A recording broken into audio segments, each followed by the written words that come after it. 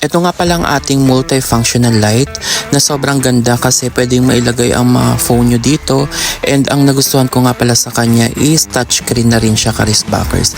Ito yung unang light niya, dim light pa lang yan. Second is yellow and white. Third natin is yung pinakamalakas na white light niya, Karisbackers. Kaya kung ako sa inyo naghahanap kayo ng mga touchscreen, hindi na uso ang clicker ngayon, i-touch nyo lang siya ng ganyan. Sensitive ang kanyang touch kaya sobrang ganda, at saka natutupi yung kanyang head kaya sumusunod talaga kung saan area nyo gusto itapat ang ilaw, Karisbackers. Gamit na gamit ko itong lamp na to, Karisbackers, kapag nagko-computer ka, itapat mo lang to para iwas na rin ng lumabo ang inyong mga mata paggabi. Kaya kung ako sa inyo, i-click nyo ng aking yellow basket. Available yan sa aking affiliate, Karisbackers.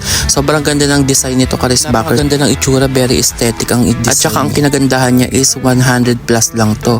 Hindi ka naaabot ng 200 pa para magkaroon ka ng lamp. Touchscreen na rin siya, kaya ang pinaganagandahan, available na rin ang kanyang kulay na dim light, white and yellow, and pinakamalakas niya sa pangatlo is yung pinakang white yellow na pinakamalakas niya, Karisbackers. Kaya kung nagustuhan mo itong ating touchscreen na multifunctional na pwedeng mailagay ang mga phone or ballpen or any tools sa working area nyo, kaya kung nagustuhan mo yung gantong lamp na touchscreen, i-click mo ang yellow basket. Salamat!